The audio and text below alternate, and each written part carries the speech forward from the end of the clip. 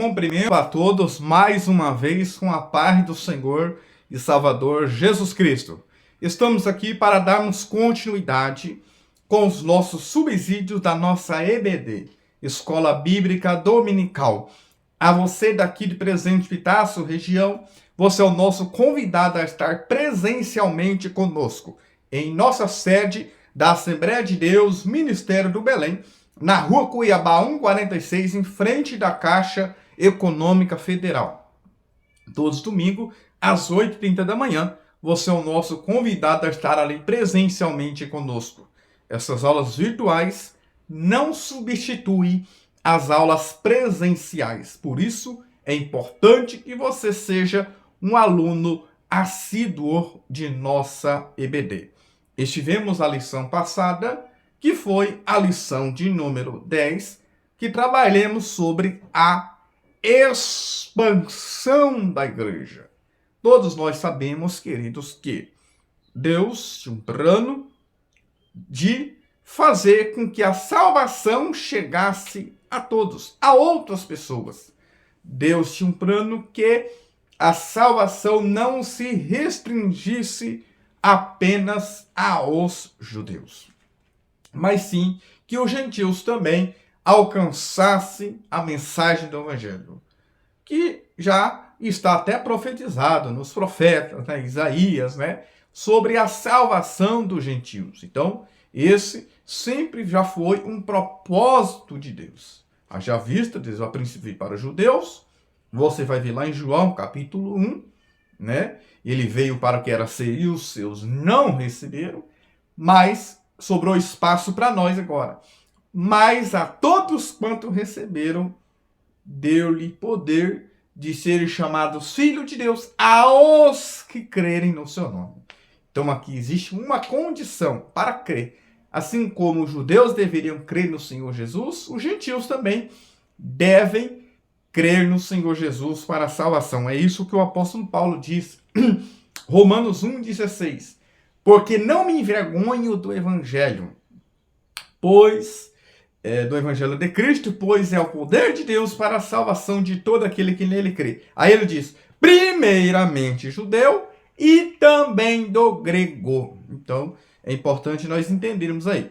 Então, trabalhemos aí sobre essa expansão da igreja, que não foi, queridos, como eles queriam, porque um dos defeitos da igreja de Jerusalém é que eles achavam que a salvação era apenas restrita a eles, apenas aos judeus. E nós já trabalhamos nessa lição e outras lições também sobre essas inimizades que os judeus tinham dos samaritanos. Vários exemplos bíblicos aí, quando Tiago e João que toca fogo lá, que matasse todo samaritano, lá na parábola em Lucas capítulo 10, disse ao homem de Jerusalém para Jericó, caiu na mão dos salteadores, e aí passou o sacerdote, o levita, e por fim, o bom samaritano, que na ótica inimigo deles, foi aquele que socorreu aquele homem que estava caído. Então, quando no final lá, ele diz, quando o Senhor Jesus pergunta, quem fez a boa ação, ele diz que aquele que usou de misericórdia. Perceba que ele não quis nem citar o nome samaritano. Havia um ódio já, um conflito já antigo aí entre judeus e samaritanos. Mas Deus, queridos, tem ainda os seus planos de que o evangelho seja expandido, a expansão do evangelho para todas as nações e para os gentios também, E Deus ali usou então, como eles estavam acomodados, Deus usou ali as perseguições. Até um grande missiólogo diz que Deus usa o fogo das perseguições para aquecer aqueles irmãos que estão frios, gelados e acomodados nos seus lugares, para que dali eles se espalhassem e semeassem o evangelho. Não deixar de ser igreja, continuar congregando, mesmo as perseguições.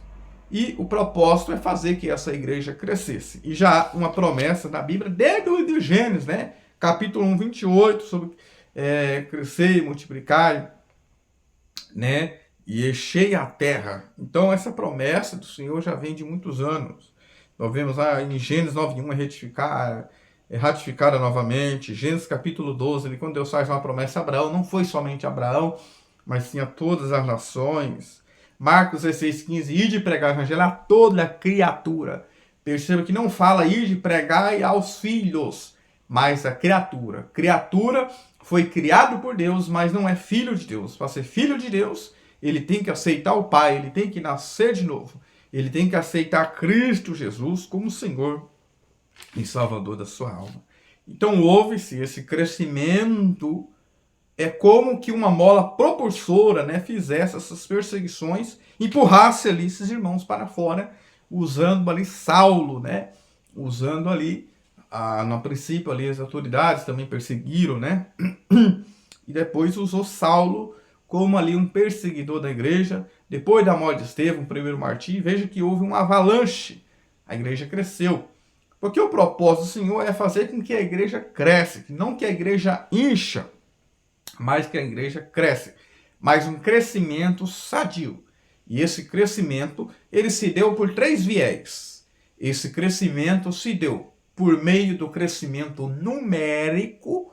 Perceba que quando começou ali foi quase 120, depois foi agregado ali 3.000 almas, quase 3.000 almas, depois cerca de 4.000 almas, já são quase 10.000, e depois isso foi crescendo. Esse crescimento primeiro foi numérico, Atos 9:31. Esse crescimento também foi geográfico, porque o evangelho agora vai para a Judéia, Galileia, perceba, foi para Samaria também, e chegou aos confins da terra por meio do apóstolo Paulo também. E Eutico, né, que era da Etiópia, foi levar o evangelho também para outras nações também. Então o propósito era esse, era que chegasse até os confins da terra, que é o que está lá em Atos, capítulo 1, versículo 8. E alguns até dizem, né, por eles não cumprir Atos 1:8, vai ter que cumprir Atos 8:1, por meio das perseguições. Terceiro, esse crescimento foi espiritual, crescendo no temor do Senhor. Então foi um crescimento numérico, segundo, geográfico e terceiro, crescimento espiritual. Então o propósito do Senhor sempre foi esse, queridos. As perseguições não podem parar a igreja. Não pode parar. E hoje nós estamos, queridos, com a lição de número 11, do dia 14 de setembro de 2025, que por final é o Dia Nacional de Missões. Então, eu quero que você, professor ou professora, incentive essa data, né? E incentive também os alunos a fazerem missões. Fazerem missões. O que é fazer missões? São várias maneiras, são vários métodos de se pregar o evangelho. Até por meio do seu testemunho você já prega o evangelho. São vários métodos.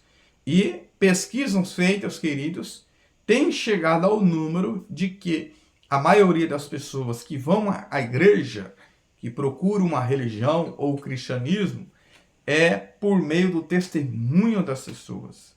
Veja que as nossas ações falam mais do que as nossas palavras. E aí sim, quando você der um testemunho, quando você falar as coisas, as pessoas vão dar mais crédito, vão dar mais credibilidade.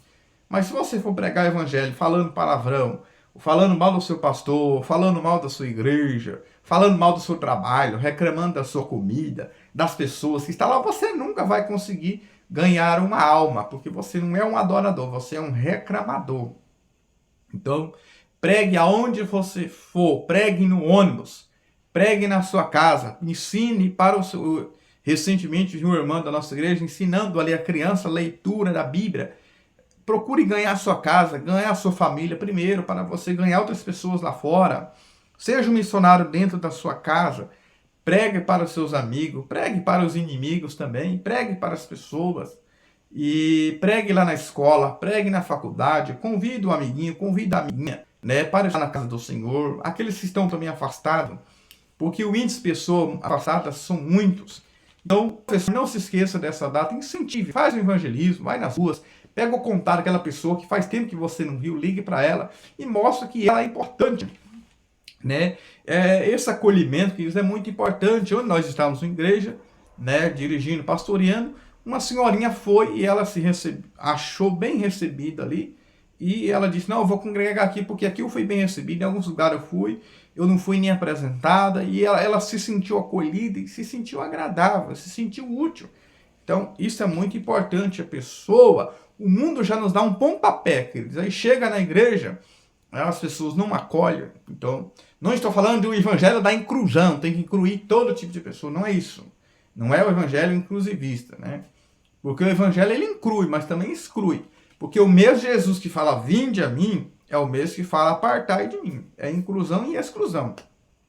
Não estou falando de você compactuar com o pecado de alguém, mas pregar o evangelho para que essas pessoas venham ser salvas e se acheguem a Cristo. Então, enfatize esta data. O título da nossa lição é Uma Igreja Hebreia na Casa de um Estrangeiro. Nós vamos estar comentando o nosso tópico 1, falarmos sobre Cornélio, né? O texto ali de Cornélio e Pedro, né? Que é localizado depois do primeiro tópico. Uma reflexão a respeito da evangelização dos gentios e do derramamento do Espírito Santo. O texto 2 ali, Deus não faz exceção de pessoas, né? Nós temos dois textos aí que vai ser trabalhado, porque isso está na nossa leitura aí. Você que tem a lição de professor vai estar isso aqui, subsídio, que é muito importante você ler seu subsídio. E o nosso tópico 1 vai mostrar que Deus incluiu os gentios em seu plano de salvação. Tópico 2, ressaltar que a salvação é oferecida a todos os que creem em Jesus, e independentemente de sua origem étnica ou cultural. Então é importante que a salvação é para aquele que crê, queridos. E até fui falar uma vez na aula, o irmão me perguntou sobre Cornélio, vamos trabalhar nessa lição, se ele foi predestinado. Não, ele não foi predestinado. Veja que Cornélio tinha um certo temor ali, reverência, orava, dava esmola, mas ele precisava crer em Jesus e aceitar o evangelho. É o livre-arbítrio. Não é predestinação. E o tópico 3, enfatizar a obra do Espírito Santo como confirmação do agir de Deus entre os gentios, demonstrando que o Pentecostes não foi exclusivo aos judeus. Então vai ser trabalhado aqui pelo menos 2 Pentecostes, né? Vinculado ao mesmo. Atos capítulo 2, um Pentecoste ali em Jerusalém, e Atos capítulo 10, um Pentecoste na casa de Cornélio ali, que é um gentil. Mas por que muitos falam que é o segundo Pentecoste? Porque tem perfil, tem as mesmas características, né, do que houve em Atos capítulo 2. O ser cheio do Espírito Santo, o ser derramado, e o falar em línguas estranhas e magnificar a Deus. Então, nós vamos estar trabalhando, queridos, sobre Cornélio. A nossa leitura em classe está em Atos capítulo 10, 1 a 8, Atos 21, do versículo 21 ao 23, do capítulo 10, depois do 44 a 48. Queridos, veja que antes de Cornélio há todo um contexto. Nós vamos ver lá em Atos capítulo 9, porque Deus queria que o evangelho alcançasse outras pessoas. Lá em Atos capítulo 9, veja que houve a cura de Enéas e depois a ressurreição de Tabita. E isso aconteceu lá em Jope. E Pedro ficou com um certo Simão, o curtidor, alguns dias ali em Jope. Eu vejo aqui, queridos, que já é uma providência de Deus. Porque Simão aqui não é o Pedro, né? Claro que ele está lá com Simão, o curtidor. E o curtidor, ele trabalha com couros, a morte de animais, num lugar que não é muito agradável. E Simão sentiu, Pedro, né? Sentiu por bem ficar ali com Simão, curtidor, aquele que trabalha com couro. Que aqui já era uma providência divina, depois daqueles milagres ali, a ressurreição de Tabita, de Enéas, parece que Deus estava querendo mostrar alguma lição ali para Pedro. Perceba que ali em Jope, queridos, foi um lugar onde Jonas desistiu. Foi aonde ele foi ali em Jope.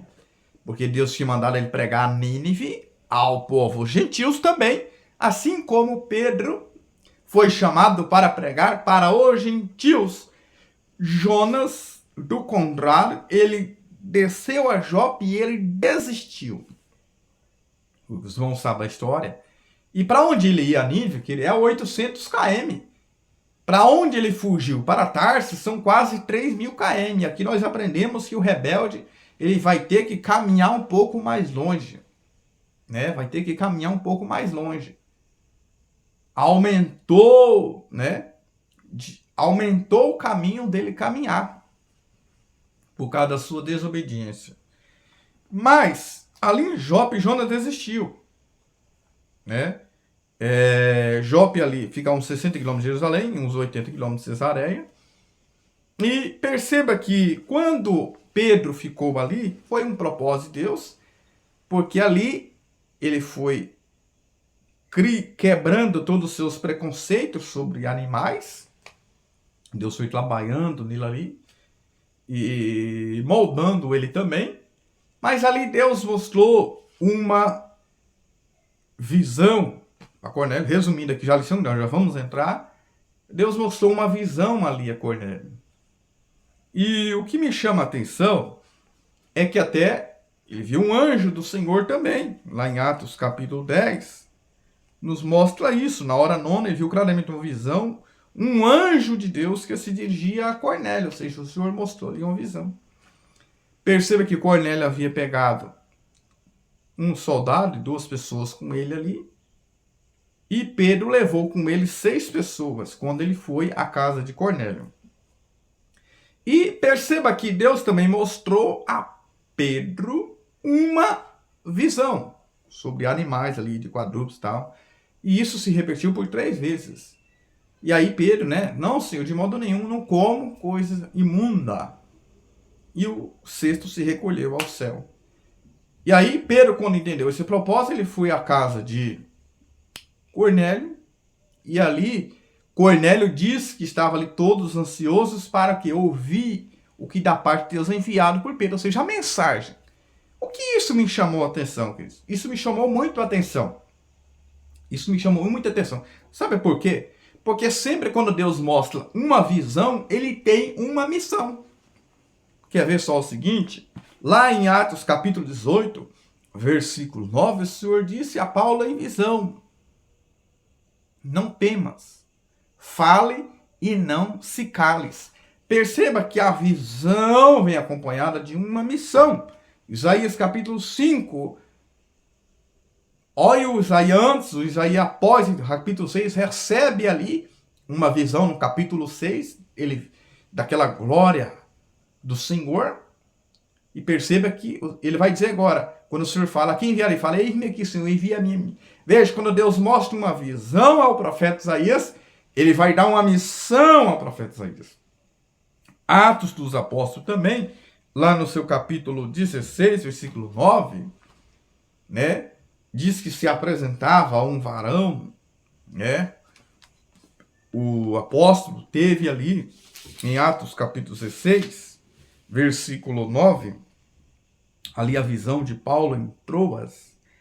E Paulo teve de noite uma visão em que se apresentava um varão da Macedônia e ele rogou dizendo: passa Macedônias e ajuda-nos. E mais para frente você vai ver que ele entendeu que era para anunciar o evangelho. Ou seja, quando Deus mostra uma visão, essa visão e uma revelação, ela vem acompanhada de uma missão. Então, tem pessoas que se prendem, queridos, a visão e revelação, e vê anjo e tal. Não, mas não se prenda em visão e em revelação. Cornélio foi salvo por meio da palavra. Não se iluda com visão ou com revelação. Cuidado com essas igrejas, que tem muitas visões e muitas revelações e pouco espaço de tempo para a palavra.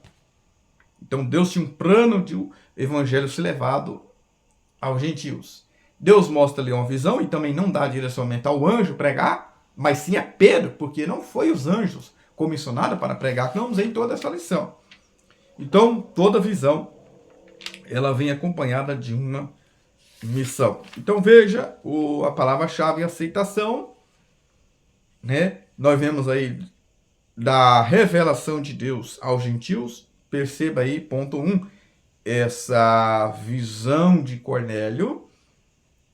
Cornélio, ele era o centurião. O que é o centurião?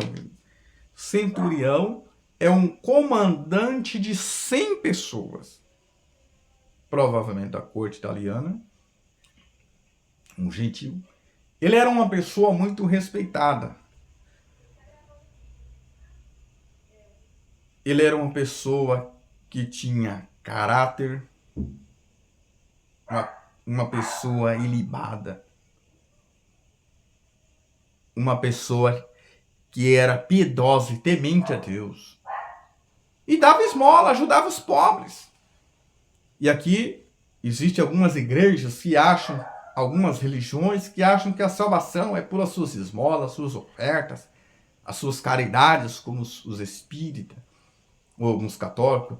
Talvez alguns cristãos também acham que por ele dizimar, talvez um dízimo alto, ele vai ser salvo. Cuidado, a salvação não é pelas obras. Veja que Cornélio é uma pessoa piedosa, recebeu visão de Deus, um anjo de Deus, temente a Deus, um caráter. Porque o bom caráter não traz salvação. Tem pessoas que têm um bom caráter, ele compra, paga, respeita. Uma pessoa culta como Cornélio, uma pessoa respeitada. Vamos dizer para nossos dias, uma pessoa influente. Ele tinha tudo isso, mas ele precisava ouvir a mensagem do Senhor. E o amor de Deus foi derramado sobre ele também. Porque João 3,16 diz aqui, porque Deus amou o mundo de tal maneira. O mundo ali é a humanidade. Ali em João 3,16, o mundo é a humanidade. Para que todo aquele que nele crê não pereça, mas tenha vida. Veja, todo aquele. Né? Então, veja que ele recebe ali uma visão, Cornélio, um gentil, recebeu uma visão. Veja que ele foi instruído a chamar o apóstolo Pedro, Atos 10:22. Veja que o anjo não pregou. Aliás, quem foi que falou que os anjos foram chamar, que os anjos tinham desejo de pregar o evangelho? Isso é uma mentira. Isso é um engano e isso é um engodo. Dizer que os anjos tinham desejo de pregar o evangelho. 1 Pedro, capítulo 1. 1 Pedro, capítulo 1, versículo 12, diz assim, aos quais foi revelado que, não para si mesmo, mas nós, eles ministravam essas coisas que agora vos foram anunciadas por aqueles que, pelo Espírito Santo, enviado do céu, a mensagem, vos pregaram o evangelho. Olha só o que diz o texto. Para as quais coisas os anjos desejam bem atentar. Os anjos desejam bem atentar, quer dizer que atentar desejam que conhecer o evangelho. Não é pregar, conhecer, experimentar. Sabe, algumas versões até trazem conhecer. Não é pregar o evangelho. Tanto é que eles desejam conhecer. Porque isso não é missão do anjo, é a missão da igreja. Deus poderia muito bem, né? Se ele quisesse enviar o anjo ali, pregar para Pedro ou a Cornélio. Mas era Pedro que tinha a mensagem. Era Pedro que tinha a mensagem. E aí a experiência espiritual de Pedro também, né? Ele teve uma experiência espiritual, ele sentiu o caráter excepcional dessa revelação e achou por bem levar consigo outros 6 irmãos judeus naquela mesma missão. Ou seja, Cornélio leva 3, né, um soldado e mais 2, e Pedro leva, como diz lá em Atos 15 também, né, o capítulo 11, 12, 6 pessoas com ele. Já tinha ali um grupo de pessoas, né, para ouvir a mensagem, judeus ali, que com certeza foi trabalhado neles também. Então, não é predestinão, porque lá em Atos 15, 7, né, é dito que lá em Atos 15, 7, não é predestinação. Porque lá em Atos 15, 7, olha o que diz, quando lá ele vai lá na Assembleia em Jerusalém, né, da questão do rito mosaico, e havendo grande contenda, levantou-se Pedro e diz, varões e irmãos, bem sabeis que já há muito tempo Deus me elegeu dentre vós para que os gentios ouvissem da minha boca a palavra do evangelho e cresce. Ou seja, ele tinha que crer, tinha que acreditar, né? Receber a palavra. E aí, ponto 3 é a urgência da pregação, que é a pregação, ela é urgente, pregar o evangelho é urgente. Como diz Marcos 16,15, não é opcional. Uma certa feita eu convidei uma pessoa para visitar, fazer um evangelismo. Ela disse, não, eu vou orar a Deus, se Deus mostrar que eu devo ir. Não, isso é engodo, isso é mentira. Porque o id é imperativo, 1 Coríntios 9,16. Paulo diz que, ai de mim, se eu não anunciar o evangelho, é me imposto essa obrigação. É o meu dever pregar o evangelho. Uma feita, eu vi um sermão de Napoleão Falcão de missões. Ele diz que quem ganha alma gera um filho para Deus. Está gerando um filho para Deus. Então o id, Marcos 16,15, é imperativo. Paulo afirmou isso também lá em 1 Coríntios 1,28. Né? Então devemos pregar, não esperar pelo anjo. Né? Veja que toda aquela experiência de Pedro, né? Tanto é que a visão por 3 vezes, né, se volta ali mostrando que a importância da visão. Parece que Pedro nunca entendeu a visão dos 3, né? Veja, nega 3 vezes. Perceba que lá em João 21 também, por 3 vezes ali o Senhor pergunta se ele realmente ama, né?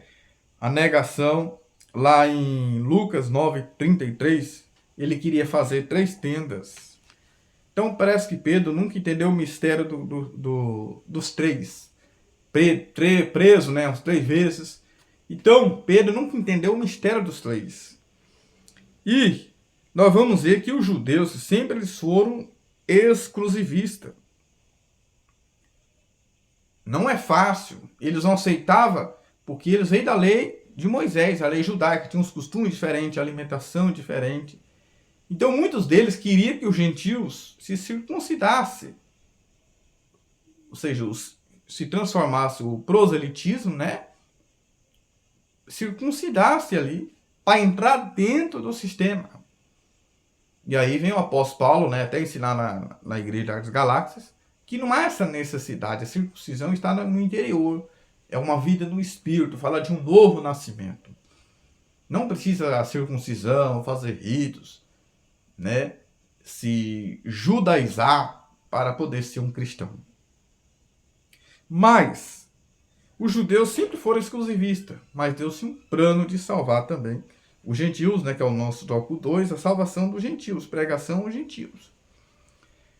E aqui nós reconhecemos 3 coisas como está na lição. Enfatiza aí, primeiramente, que Deus ama a todos.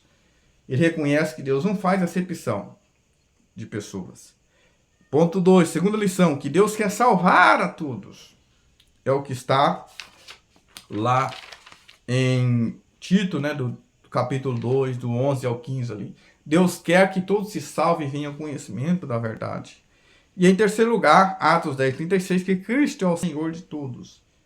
Então, a mensagem deve ser cristocêntrica. Cristo deve ser o centro na mensagem. A conversão dos gentios, né?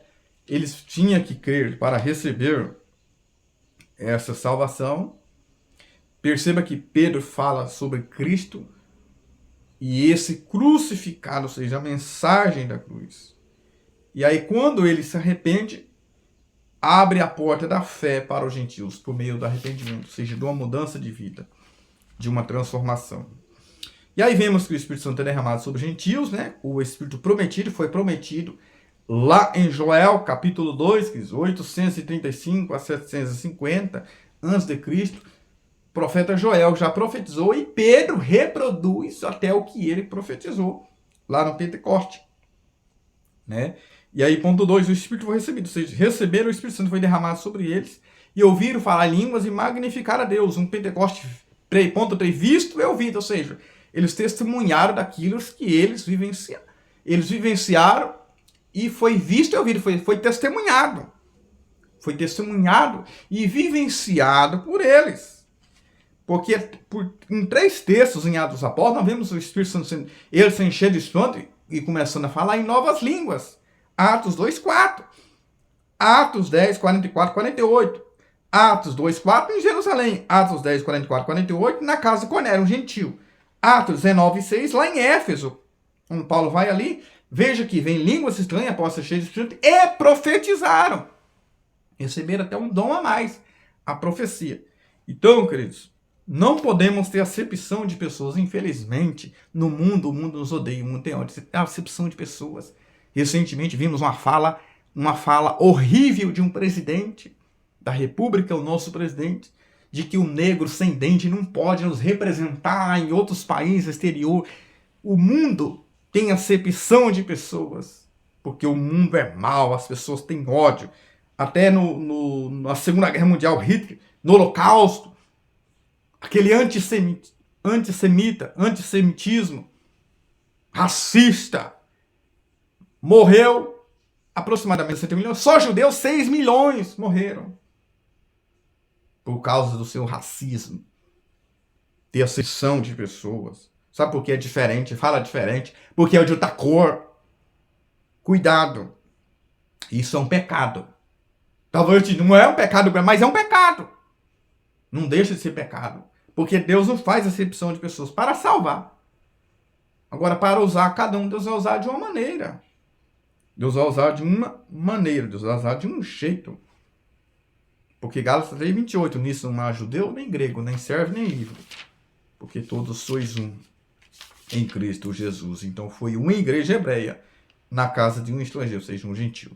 Então devemos, a cada dia mais, anunciar a Cristo o Evangelho do Senhor. Que o Eterno continue abençoando a sua vida, a sua casa, a sua família. Compartilhe, deixe o seu like, o seu comentário, que isso pode nos enriquecer. Amém? Aperta o dedão aí, compartilha para o máximo de pessoas que você puderem.